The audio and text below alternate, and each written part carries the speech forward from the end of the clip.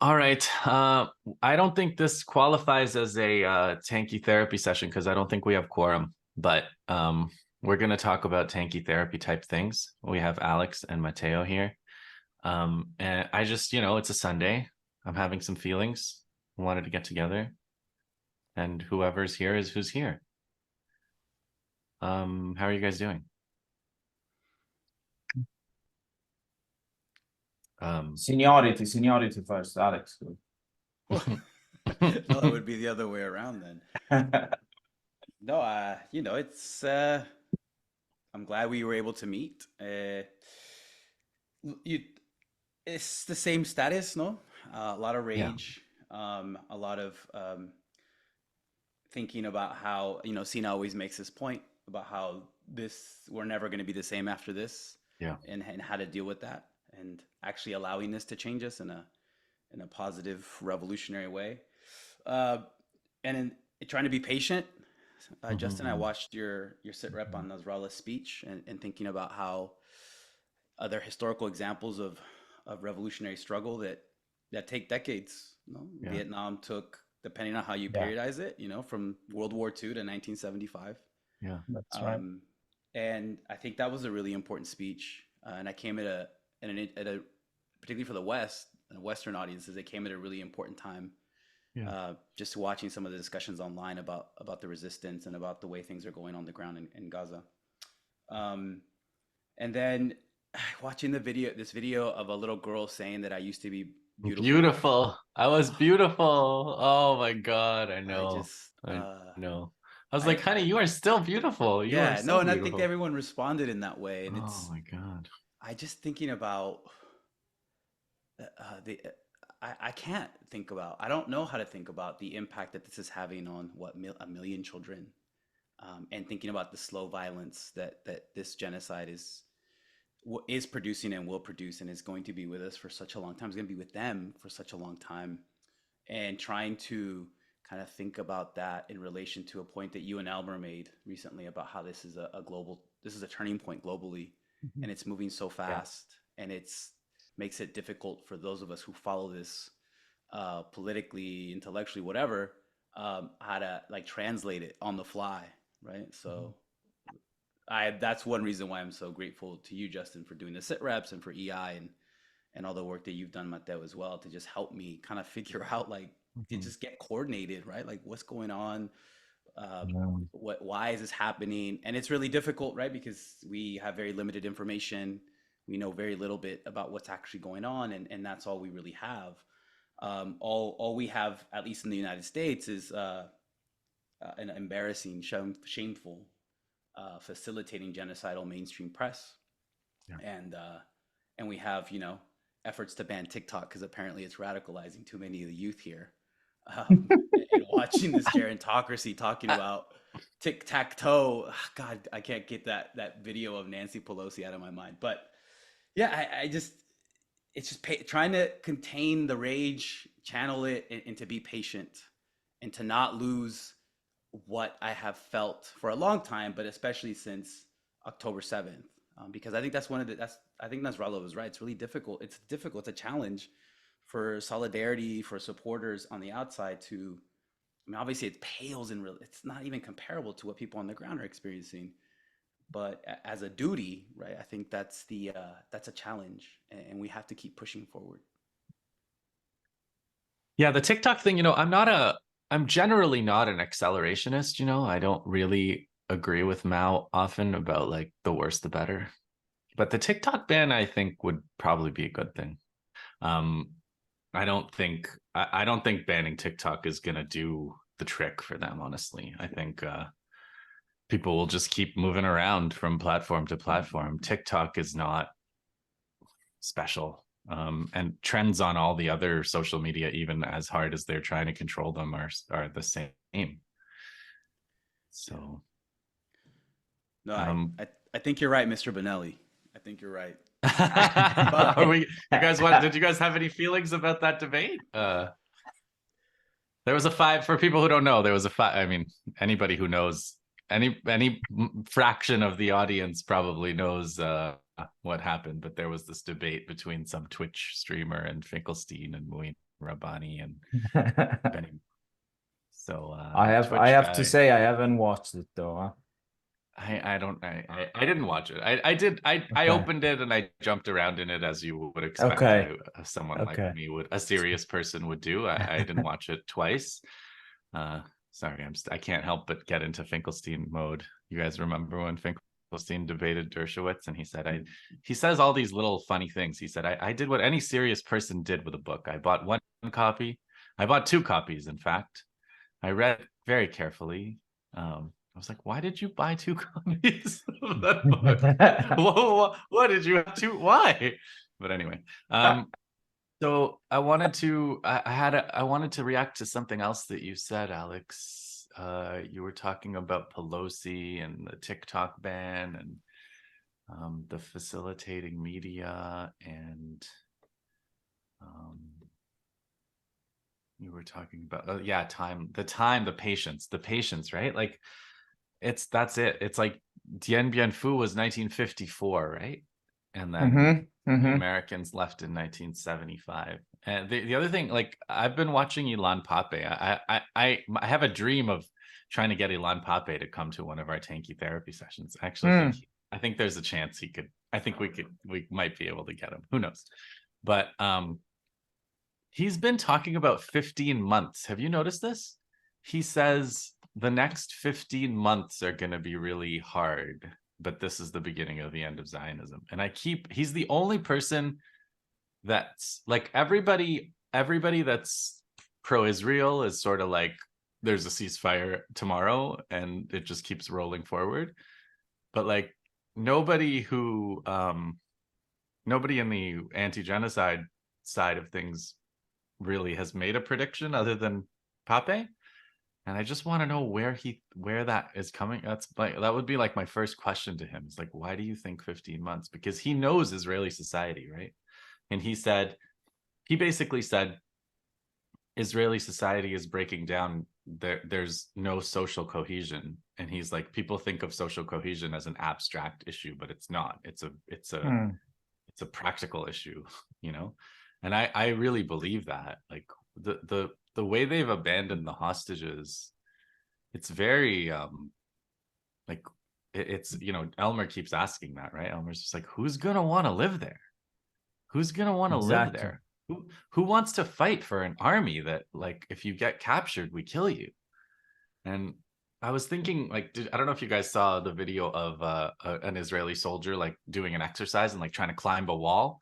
And it's like a very short wall, and he like jumps and he tries to climb it, and he's like really like trying to climb it, and everybody's like clapping and stuff, and eventually he like gets a leg over, but it's a pretty, it's not an American Ninja Warrior kind of moment, okay? There was no window at the top to attract it. Yeah, that's true. No. But I was just like, why would they need to climb walls? They just they just call it an airstrike, right? It's like you don't need to climb a wall, you just blow up a wall. And then I thought of like all the skills they don't have because their answer to everything is to bomb. Yeah. And it's kind of a strange. It's just yeah, that's pathetic. You go ahead, Matteo. Well, what can I say? You know, first I am tired. I'm really tired of you know, of the institutions. You know, the ones actually, I mean, you know, three of us are inside pedagogical and educational institutions. I'm tired of all of them. It's full of liberals. I am really tired of the liberals. I'm tired of the institutions. I'm tired of people pretending they care. They don't care. I'm tired of all this facade of, you know, political position, performative positioning that it's happening, that has been happening. I can't stop thinking about the fact that, you know, Ukraine and Palestine. I'm not that type of guy who wants to make the comparison about the hypocrisy and so on and so forth, but it's just so glaring. And I'm so tired as well. You know, I'm really tired to the point that, you know, this tiredness obviously turns into rage because, you know, you can't keep up living with people like this. They are, you know, I am surrounded. It's not just my professional environment. I think it's society. People that are so individualized, they're so opportunistic. They are so like completely emptied out of moral and political clarity that they have no idea what they're doing.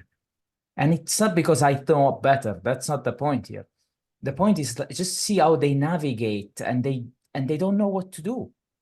And I just feel this is our society, you know.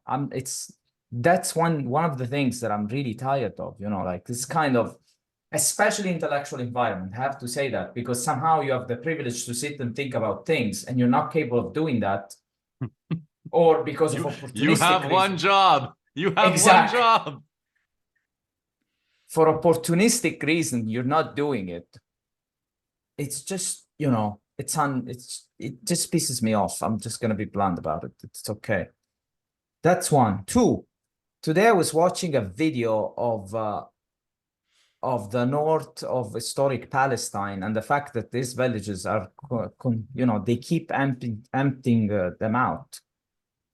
You know, I think this is, I agree with you guys. I mean, this is history. We've been saying this many times. The historical conditions in which we're in are going to make this Zionist entity go. Like, you know, it's just too intolerable. It doesn't make sense. You know what I mean? Like, even vis-a-vis reality, it just can't stay.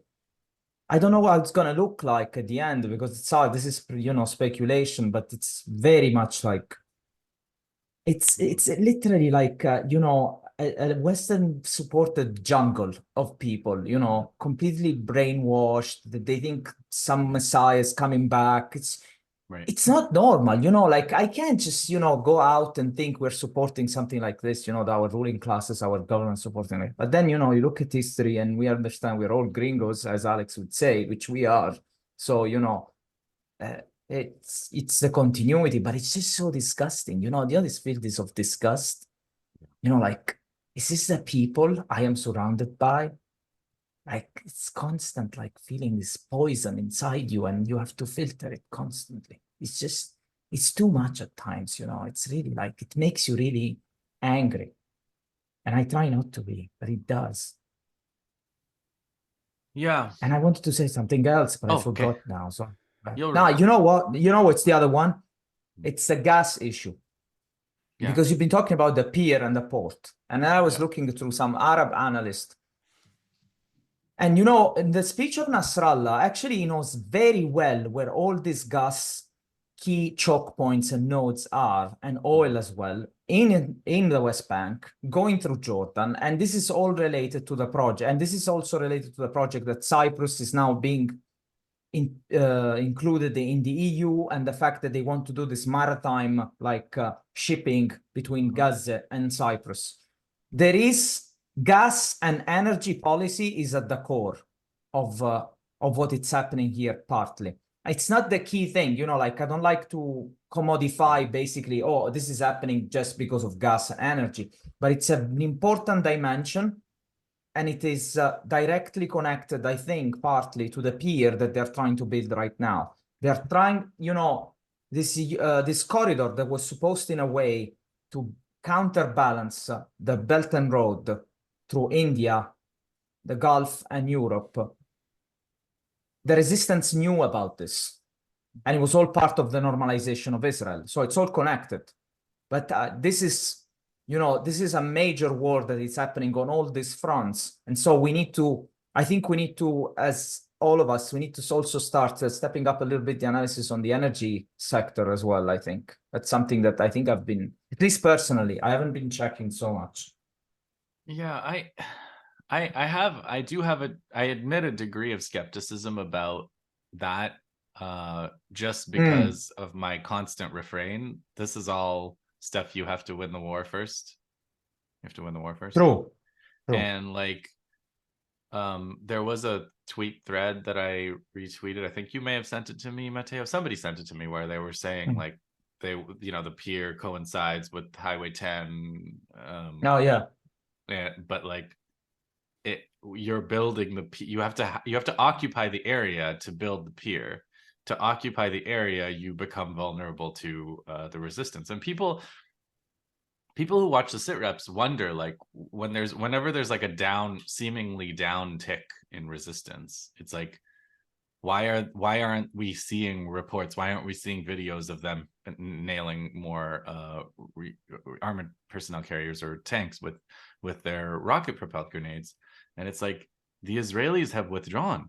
There's no one to hit. As soon as they come into an area and stay there for a while, that's when you start seeing those those upticks in the attacks. When they withdraw, there's nothing to hit that way.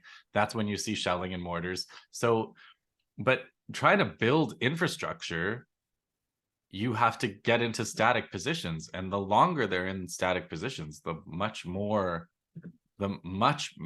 many more options for point blank attacks happen. So I personally wanted to get together to talk about like just the flower massacres, the aid stunts, the barges, the sea, that food boat thing that came. And I just wanted to talk about like how the whole psychological warfare, there's a couple of psychological warfare on all of us that that's where tanky therapy comes in for me, is like I want to help others fight the psychological warfare that's being conducted against all of us. And one of them is like just this idea of like normalizing. So for 17 years, we normalized the idea that Palestinians are not allowed to leave Gaza. They're not allowed to travel. They're not allowed to get visas. There's like a list of goods, very normal goods, that are not allowed in. There's some level of trucks that Israel inspects and allows in and doesn't allow in. So all of that is like completely abnormal, completely abhorrent, and contrary to any notion of human rights, etc. And that's normalized. So what they're doing now is they're trying to normalize like an even more vile level of deprivation. So now Gaza, like it's killing 100 people a day is now normalized, and we're only supposed to worry if it's more than that.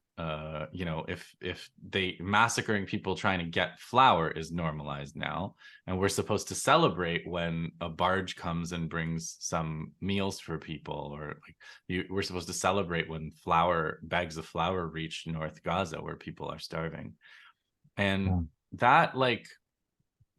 that's inevitable. Like it's human nature. It's human nature to reset your expectations for what's happening. So it's not like we can avoid that dynamic. They're kind of hacking something that our brains have to do. We always set some kind of baseline, and our baseline just gets lower and lower, and we tolerate more and more. And so that's a part of the psychological warfare that I just wanted to like speak and notice, because it's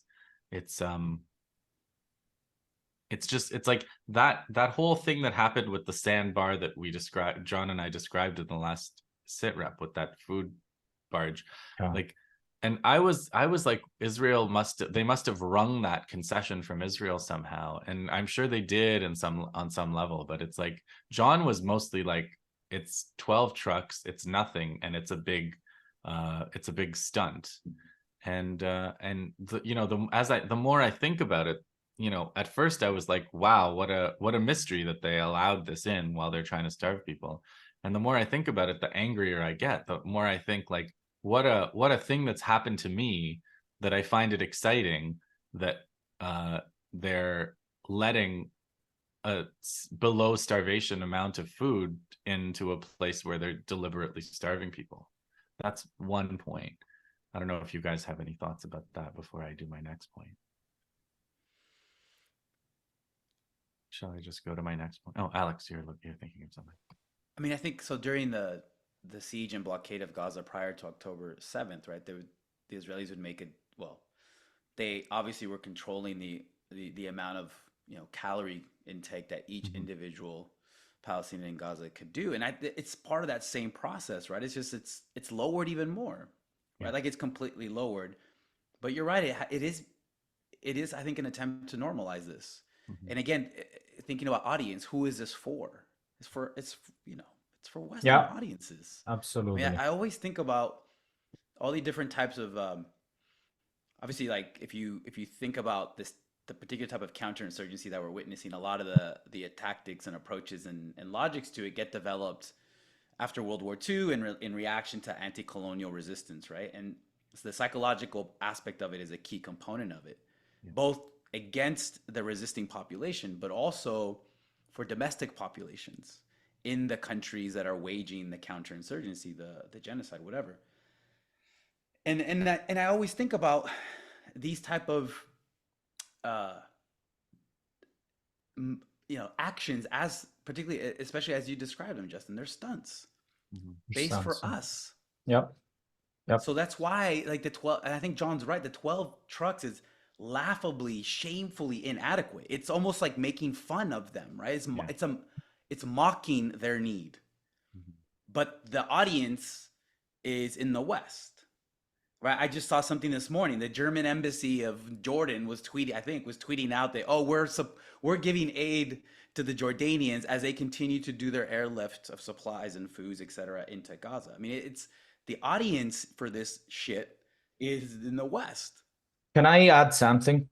Please. Did you guys see this Ukrainian porn star taking photos with the Ukrainian mutilated soldiers in the US? No. That's exactly, I mean, I was, as you were talking, Alex, it just made me the stunt, the circus. Yeah. It's just unbelievable. I mean, the tragedy with Ukraine, and I try to hold my tongue on Ukraine, like, for no, you reasons. shouldn't. But like the tragedy of Ukraine, though, like, you're comparing Ukraine, but it's like Ukraine, you make a good point, Matteo, that there's all this affective solidarity with Ukraine among the sectors that are completely hard, like ice cold and pro-genocide with regards to Palestine.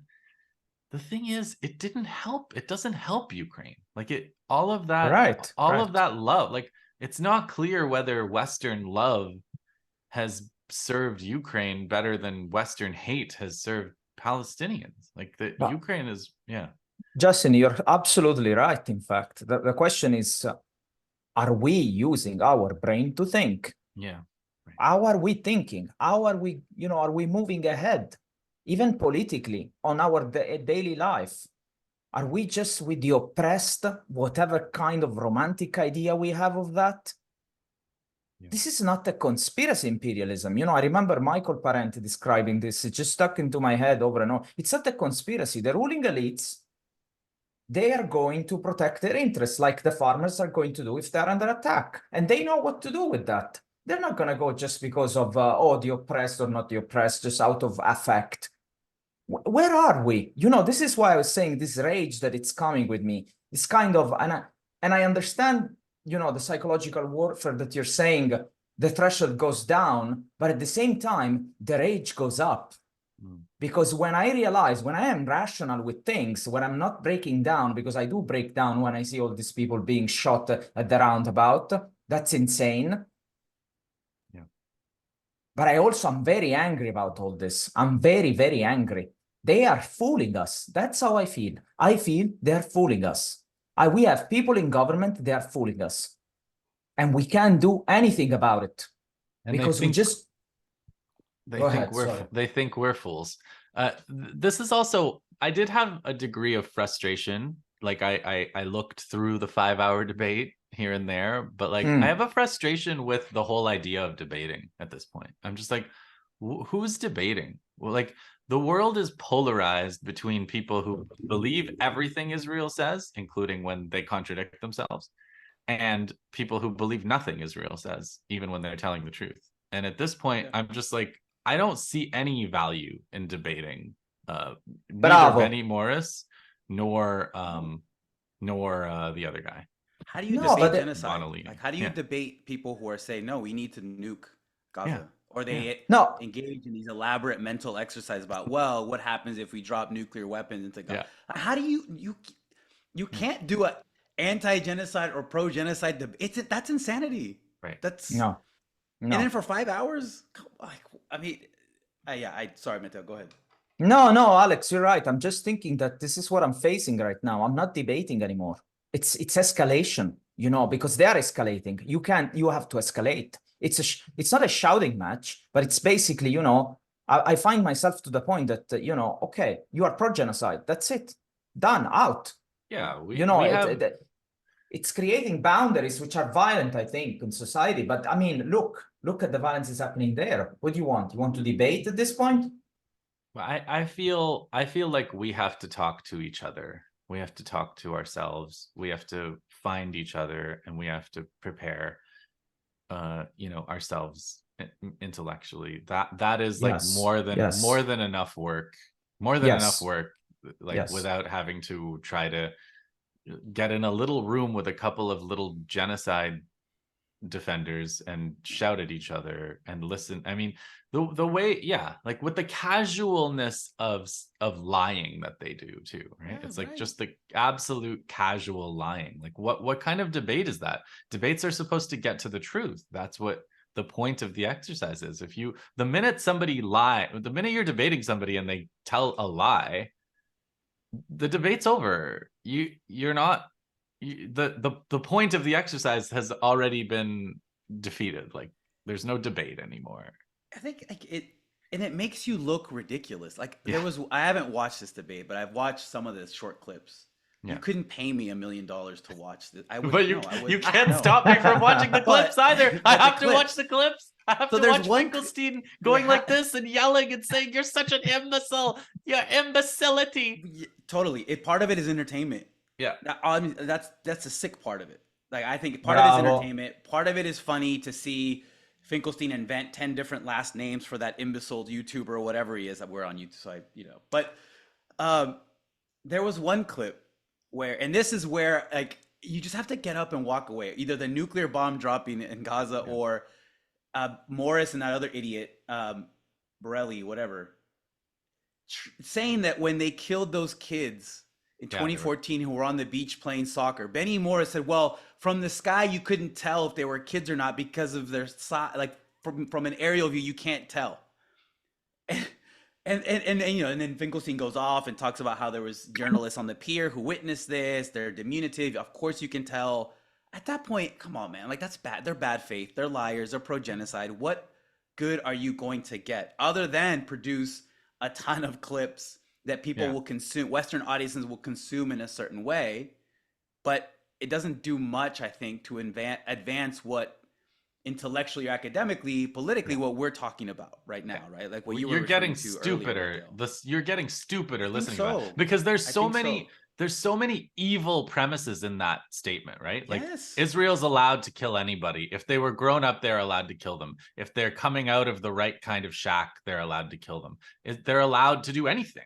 Why is Israel even there? They're allowed to control the airspace. They're allowed to control the sea. The beginning premises are settler colonial to begin with. So how can you engage in some sort of good faith debate? I don't get it. And then they're debating the guilt or innocence of these children. Like that's what Finkelstein is saying. Finkelstein is like, they were innocent children. And it's like, no, if they were guilty children, you still are not allowed to do that. Right. Yeah, I agree with you guys. I mean, it's, but I guess this is our political culture, no? Isn't it? That, the personality, celebrity one, you bring Finkelstein, Benny Morris, you create that atmosphere of good and evil, one against the other. People are watching. And it is entertainment. This is not politics. This is not political education. You're right, Alex. You know what we should do? So recently, Benny Morris tried to present it's in some London university. I watched a clip on this, and the students were not having it. They practically didn't let him present without, accusing him of being a pro-genocider, and he got very frustrated. And in the end, as good British or people living on the British Isles would do, they invented a football chant. So anytime that Benny Morris would try to say something, they started this chant talking about Benny Morris being a genocider. That's it. That's what they deserve. Yeah. It's that I know in the US we've had this stupid debate about the merits or the legality or the value of platforming versus deplatforming. You cannot platform pro-genocide. No. I think that just it makes us stupider, as you said, Justin, and it confuses, it muddles any sort of analytical or political clarity, particularly in the kind of compressed time space moment that we live in, historically. And their platform, I mean, their platform is the whole society. So like we don't need to, like we don't need to step onto a debate stage with them. Like you know, I keep you guys know, like I among the among the among the traumas that I have taken upon myself since October 7th is like I've watched a few Piers Morgan, you know, things. And like Piers Morgan should be in jail. Like Piers Morgan, like if there were like Rwanda standards, like applying the Rwanda standard of like the International Criminal Tribunal of Rwanda, which where they prosecuted media people, or like the standard of the Nuremberg trial where they prosecuted media people. Like Piers Morgan has been every single day shouting false information about the atrocities of October 7th in order to enable genocide and on to like his multi-millions of audience. Like that's a criminal. That's criminal behavior. People shouldn't go on, anti-genocide people shouldn't go on to his show and debate with him. No, I agree. I agree. Okay. It's yeah, sorry. No, you I go. was just You haven't. no, I was just thinking about this. What's I see it's happening is that there is the facade of the liberal balance, you know, that you can have that moderate debate. It's acutely collapsing right now, I think, and it's going to happen more and more. And I see this across several outlets, and that's why, you know, they're able to platform this kind of people as much as they're able to silence and censor people, not even like us, but, you know, imagine, you know, like they're literally firing them. They're going after them in any way possible. It's it's just going to escalate more and more. But on one positive thing, I had there's a friend of mine from the Asian part of the world. I was talking to an analyst, and we were discussing. And I don't know, Justin, if you touched upon this in your Sitra, because I'm not able to watch them all every time. But he brought the comparison of Leningrad and the siege. And that was a good point there, you know, because when you start looking, you know, it lasted 900 days. It's different, but at the same time, it also tells when a people is acting as one, they are able to actually push back as an enemy that is as Nazi, as Zionist as, you know, as it could ever be. And you know, I started to look through the documents and the histories inside and what was happening. The situation is not that different, you know. Yeah, it's interesting parallel in many ways. I haven't talked about the siege of Leningrad. I have talked early on, like in the 80s, in terms of days, about that Eastern Front of World War II and comparisons there. But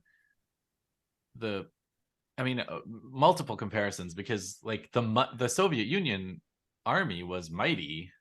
You know, it was turned out to be stronger than the Nazi German military, but they also you cannot protect civilians against an army that targets civilians. Like no matter how mighty you are, if your enemy decides to target civilians the way the Israelis have, you can't protect them. Which leads me to the other main thing I wanted to talk to you guys about today, like kind of to get off my chest, which is like the notion since October 7th, and as the genocide has deepened and now we're in the starvation phase, the idea that this is all like a look what you made me do. Like Hamas brought it on themselves. Hamas sacrificed their people. Hamas is responsible for October 7th. So that, and the culmination of that is the statement by the Palestinian Authority along those lines. And the Palestinian Authority tries to get out of it a little bit by saying, of course, Israel's responsible, but like most of the statement is about how Hamas is responsible, and they didn't take any measures to protect civilians, as if you can protect civilians from, daily bombing by the American entire military industrial complex of the United States dedicated to bombing from the air. So I wanted to just kind of address, because this is another element of psychological warfare, because anytime you talk about resistance, anytime you talk about indigenous people that are fighting back, the struggle for the land, anytime you talk about what they're doing in the field to try to fight the occupiers, you get that little bit of, they're trying to instill that little bit of doubt, like, well, if they hadn't have resisted, maybe the genocide wouldn't have happened. Maybe they wouldn't be starving right now. And like, so in some sense, it's their fault. And of course, a collaborator entity like the Palestinian Authority would say, you should have collaborated like us. But what they don't understand is you only need collaborators if there's resistance. There's no job for them except surrender and death if there's no resistance. So collaborators don't ever understand their position is based on, their temporary position is based on the fact that there's a resistance out there. And so the idea that the Palestinian, or that Hamas brought it on themselves, there's a couple of things, like how stupid do you think we are things. One of them is, it's like Israel is like a weather like a tropical storm or something. Like there's no people in Israel that are making the decision to wake up every day and go to a checkpoint and prevent aid from getting in, or press buttons that bomb children, or go and pose with women's lingerie in the house full of people they killed, or pose with children's toys. Like there's no agency on the Israeli side. Israel is just like this natural phenomenon where if you resist any of the things they're doing, they have no choice but to commit utter depraved genocide and starvation. So like Israel's, you take Israel off the hook because Israel, you're basically saying Israel is not a place where human beings live or make decisions, which is an interesting like thing to admit. That's, one problem. And the other problem is like, it's also totally inhuman to think that people are just supposed to submit to everything. And if you wanted them to do that, then you also, you have nothing to complain about now that Israel is doing those things. So yeah, the whole idea that Hamas brought this on Palestinians because of October 7th is, I think, another really important psychological warfare point. Especially if the Arabs are the ones saying that, it's even more important on that front. Because at the beginning, I remember this being said, and there was another element to this, which was they did this October 7, they should have expected Israel to react in this way. There is always the expectation that Israel is going to wipe Gaza off the map, always. The threshold, the famous threshold that we were talking about. So there is, and then there is the, as you were saying, people, you're supposed to be subhuman all along, but because we're just racist, that's, we're just complete racist. Sorry, Alex, I don't know. No, I think the fundamental question here is, who has the right to self-defense? And this is an old, philosophical question. If you go back to read, Fidel Castro's famous courtroom speech, "History Will Absolve Me," like he goes down through the philosophical history of this idea that people have the natural right to rebel against tyranny. All people, all humans, right? And he cites Locke and Montesquieu, and he does the whole Thomas Aquinas. But as you were saying, Matteo, right? It's very apparent, particularly if you think about Ukraine, it's only certain types of people have the inalienable right to resist tyranny and oppression. And those are the people who tend to be tied to some sort of like Western colonial interest or imperial interest. I remember like was it 2021? Was that the Unity Intifada, when there was a exchange between State Department spokesperson then, the ghoul in charge back then was Ned Price, and the Palestinian reporter in the press pool asked him straight up, do Palestinians have the right to self-defense? And obviously the US spokesperson, Ned Price, could not answer that. And he gave, a really bad, halting answer. But I think that's the question. And that's the hypocrisy that many people have been able to put together in the last 34 years. Why do some people have the right to self-defense and other people do not? And one way to really undercut that argument is to then portray their resistance in a particular barbaric, inhuman, violent way, which is why all this work has gone into representing October 7th in a certain type of way. Yeah, the famous horrific and heinous crime that our you know, the Iron Dome has gone global, so the resistance has to go global too. And Judith Butler as well, you know. Yeah, I mean, I think there's a lot of people who have played that useful role since October 7th, right? Yes, exactly. Talking Yes. about the paragliding left in the Yes. West, or talking, Yes. and it's, but there's movement, right? It's interesting to see movement from Mm-hmm. people who consider themselves to be leftists in the West take a certain position in the days after October 7th.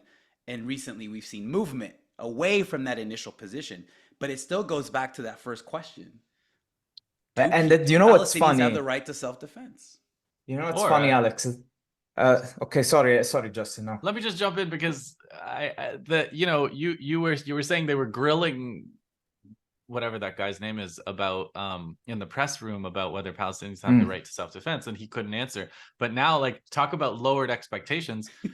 Columbia University, right? The students were asking the president if Palestinians were human or something.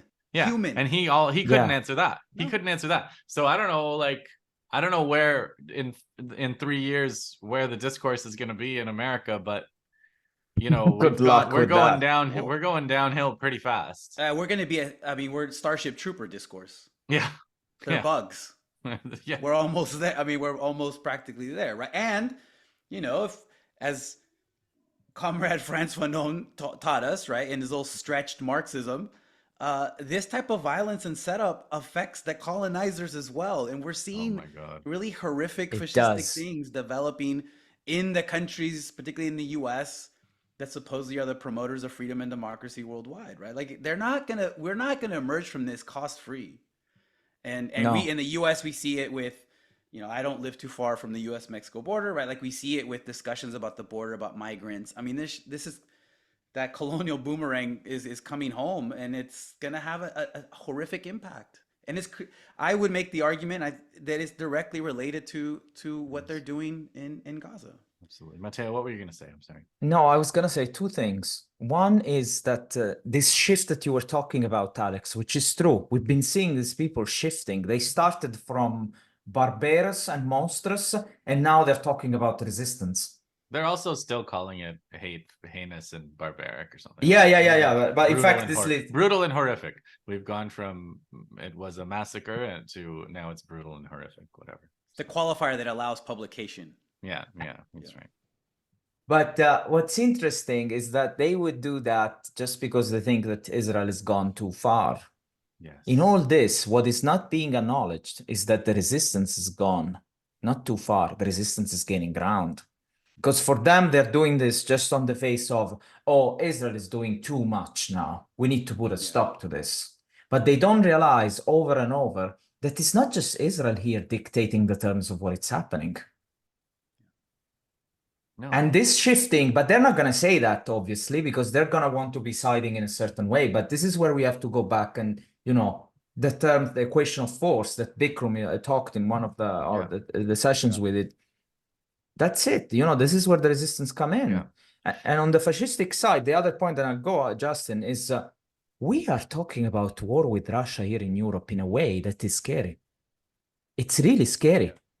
Yeah, like, seriously. I saw Macron say, we can't let Russia win. And it's like, do you know where you are and what you're capable of relative to Russia? Like, you're in France.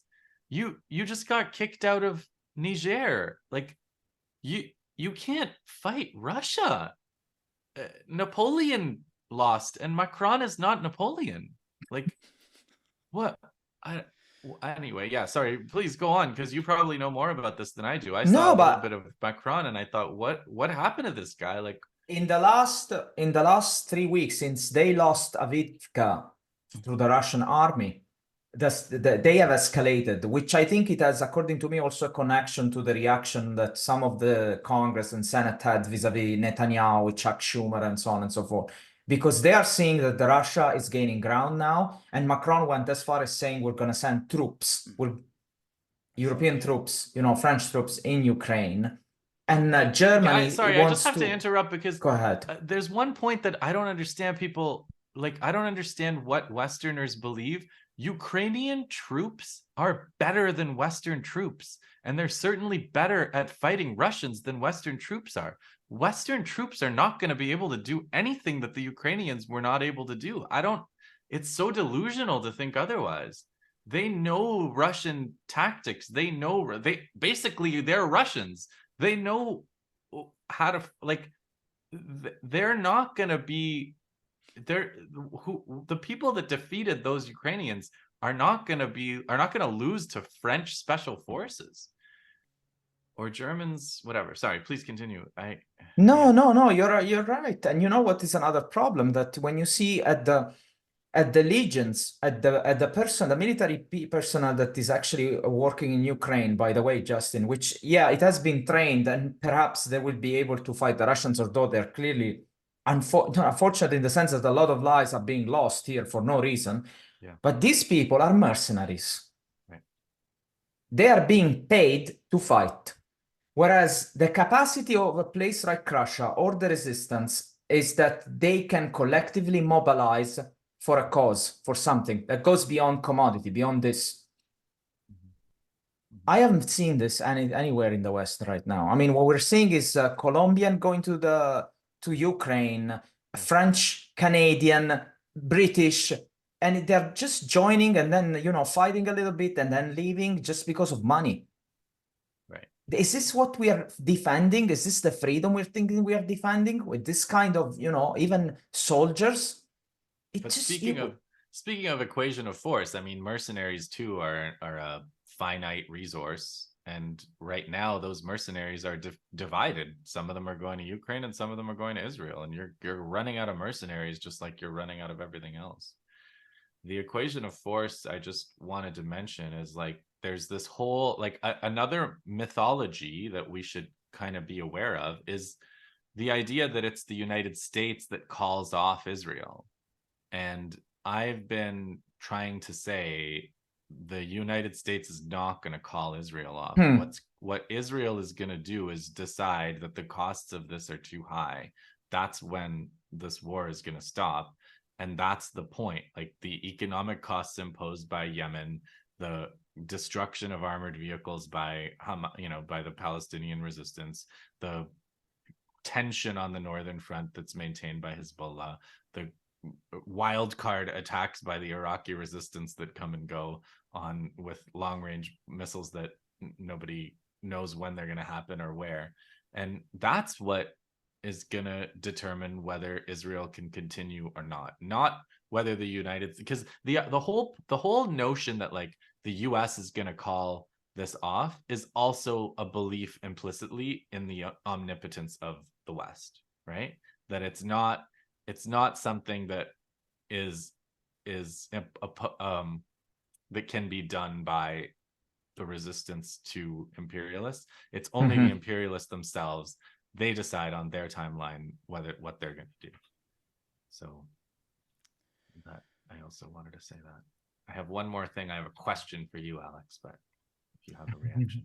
No, I was going to say, no, I think you're right, Justin. I mean, Israel and the United States, they have, I think it was Alexander Haig who referred to Israel as, like, the aircraft carrier of the United States in the Middle East, and they do function in that capacity. But it's never, like you said, I don't think it's never been a U.S. ordering them to do anything. Yeah, it's a much more complicated, nuanced relationship that both sides will engage in when it's convenient and suited to their particular interests in that particular time. It's never. I don't see it as some sort of, like, secret group that's, like, directing what the U.S. is doing relative to Israel. I mean, if anything, Israel's been making the United States look like shit, like clowns, right? Like, Biden's going to lose an election over this. Like, how is that? I know there's, like, broader structural links, but, like, the Democrats are sacrificing elections over this. And every day we're seeing a new level of embarrassment that the Israeli government is provoking on the Americans.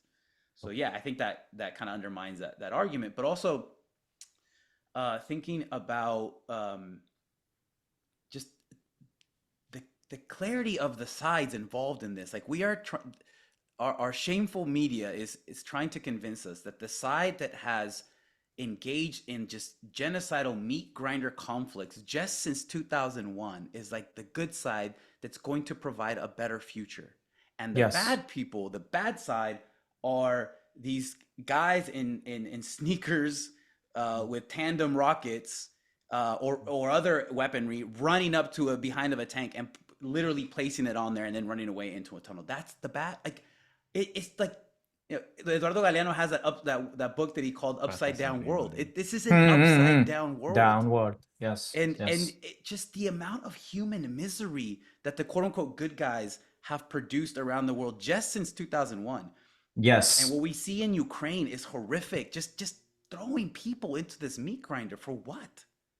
Yeah, and then you have someone like Macron casually saying we're gonna place special troops. They're like, yeah, you said, Justin, the level of delusion. Like France and the Brits too think that this is like pre 1945. Like, do you guys know your place in the world? You guys are done. You've been done for a long time. There was never a time. There was never a time when they could beat Russia, as far as I know. I can't. That's true, actually. Yeah, good point. So like you guys think it's, I mean, yeah, like they think Russia is some other like place that they were able to colonize that they're not anymore. But I think the historical analogy, going back to something you guys said earlier, is not necessarily maybe Stalingrad, but it's Angola, and it's Quito Carnaval, right? But a conflict that begins in the mid 70s and ends in the late 80s, where the Angolans were able to defeat a South African invasion. Why? Because they had the support of the Cubans. Oh my God. And I think that is that historical moment in the late 80s and how the Cubans were able to negotiate directly with the Americans alongside their Angolan comrades to ensure not just the independence of Angola, but the independence eventually of Namibia, and then the end of apartheid, as Nelson Mandela argued, right? That without this battle, apartheid wouldn't have ended in South Africa. Yeah. And the final quick thing is something you mentioned at the very beginning, Matteo. We see a lot of discussion of what like the plan is for Gaza the day after this war that they can't seem to win, right? Which is your point always, Justin. They don't. What's the plan after for Israel? Oh like, my God. What is their plan after, if there is after? I have no idea. I have no idea. That an honest, self-reflective member of that ruling elite if they actually sat down and critically reflected on that question, would terrorize them. I don't. Yeah, exactly. Yes, I agree with you. Anyone who sat and thought about that would realize it was too late already. Yes. My, what I wanted to ask you about, Alex, because I think it's a kind of an emotive, or it's a feelings kind of question, because I know you read Muhammad al-Kurd's essay, and it had an effect on you, and by the time next time we talk, there'll be 500 other things that have come up. So I wanted to kind of give you a chance to talk about that. That particular essay has, like, my initial reaction was like, what the fuck are we doing here? Like, that's reading him. I mean, I love his poetry. I'm so glad that he has a prominent place at the Nation. Like, we need that in this ridiculous US gringo-centric media. That's for you, Matteo, I guess. You love it when we drop the gringos, right? But he posed a series of really difficult questions that's, on the one hand, made me individually feel like I'm not doing anything or enough, but on the other hand also is meant to encourage more solidarity, more work, more patience, more and for us, what should be an easy type of courage. I know we face a lot of challenges in the US or in Canada, particularly when it comes to speaking out about these issues. It could put job security in place, like this comrade at Texas Tech, Heidel, who is currently going through some bullshit, right? Because of some of his social media work and his solidarity with Palestine. I know there's cost to this, relatively minor in relation to what the people in Gaza are going through. But I think reading that was also got me to think about keep pushing publicly I agree. regardless of that. But it was just this weird dissonance, right? Like, okay, I'm inadequately participating in this broader world as someone who's in solidarity with Palestine, but at the same time, it gave me encouragement to just keep pushing. I had a couple of reactions to that. One is, since this is some kind of tanky therapy session, was that Muhammad Al-Kurd said something that I thought was very tanky. He said something like collective or like organized responses are disdained. He said something like that. He said like our culture frowns on collective or organized responses. Do you remember that? Let me find it. Are we all Palestinians? But I thought that was a really good point, right? Like, let me just pull it up. The other thing is like Aaron Bushnell, right? Like when he's talking about like what are we willing to sacrifice or like courage. I mean, Aaron Bushnell is the most courageous, right? Yeah. Like he's the most courageous Westerner of this phase of history. Like, but like Aaron Bushnell did that to inspire people to do something, but he didn't want to inspire people to do what he did. Like that's not, the point is like what he wanted people to do is what we have to figure out. Like he doesn't want more people doing that. And Muhammad Al-Kurd said something about that too, right? He said like, self and here anxiety stifle the masses. I'm afraid. Organize. We must honor our martyrs. The rallying cry, manifest materially. Yeah, okay. Collective struggle seems impossible in a hyper-capitalist, hyper-surveilled world. Unscrupulous logic tells us political discipline is an ineffective weapon, and personal sacrifices might feel futile because they crush the doer while barely leaving a dent in the status quo. So these are like the three, or like the two sentences that I think we should read over and over again. Unscrupulous logic tells us political discipline is an ineffective weapon, and personal sacrifices crush the doer while leaving barely a dent in the status quo. Yeah. So between those are something usable from that essay. And that's the core of every historic revolutionary struggle. Yeah. I think he captured beautifully, right? That relationship between the social and the self and what that takes in a struggle. That's the core of any type of revolutionary struggle that we study historically. But that's a really powerful part. Yeah. So powerful. All right. That's it. That's all I got. Do you guys have anything else? Any concluding thoughts? I'm just gonna drop it there. Just for our listener, we're gonna have to pick it up this, but what it's happening right now in Central and West Africa is the legacy of the Jamahiriya. Because Libya is destroyed. It's true. It has been destroyed. But what it's happening, the fact that they are rejecting, that America has become so weak that an African country, the country from the Central Africa is just kicking them out like that. It's so beautiful. It's just telling us of the historical moment. And the destruction of Libya was central to this. So it's a long arch, but this is to say that in 13 years, I don't think they'd expected the whole Central and West Africa to rise against imperialism like this.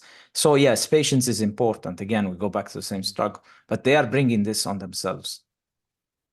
And like just to one other thing that made me realize is like there's also an element of like picking on Palestinian civilians as some kind of revenge for all the other losses that they're taking elsewhere. Like this is the most captive population. This is the most isolated from its neighbors. This is like historically they've built an entire prison around these people, and now they're punishing them because they can't reach any of the other people they're angry at.